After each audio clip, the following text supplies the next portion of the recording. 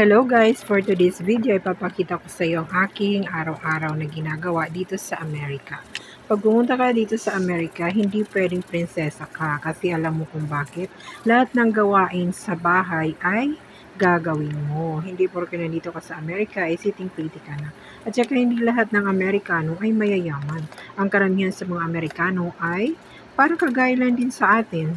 Living from paycheck to paycheck. Tapos, ang mahirap pa kapag nagbabayad kayo ng bahay, mortgage, sasakyan, maraming mga bills din dito, tubig, ilaw, phone bill, car, at credit cards. Karamihan sa mga Amerikano ay may mga sasakyan at hindi lahat yun ay cash. At yun ay credit. Kailangan maganda ang credit mo dito para makabili ka ng bagong sasakyan.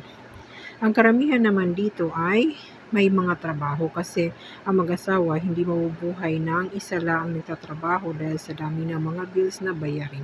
Lalo na kung mga anak kayo na nag-aaral pa at marami kayong mga bayarin. Kagaya ko, ayan, pag nasa bahay ako, ito ang ginagawa ko. Naglilinis ng bahay, nagluluto, naglalaba, at naghatid ng anak sa school. Sa school bus stop lang pala kasi may school bus stop sila dito at libre ang kanilang school bus. Pupunta lang sila kung nasaan yung malapit na school bus stop sa bahay nila at doon sila mag-aabang ng bus papuntang school nila at libre din ang kanilang breakfast dito at lunch. Dinner na lang ang problemahin ng mga magulang para sa kanilang mga estudyante. Pag umaga, ito ang ginagawa ko. Nagluluto ako ng breakfast para sa aking mag-ama. At yan, sa ngayon nga nagluto ako ng scrambled egg, bacon, at saka toast. Tapos minsan gusto ng asawa ko grits. Yun yung mais na parang giniling siya. At tuwing dinner naman or evening, minsan once a week lumalabas kami mag-asawa para i-treat ang isa't isa. Yung parang banding ba namin yan. At minsan naman breakfast, yun. Kailangan kasi meron tayong bonding mag-asawa, ganyan.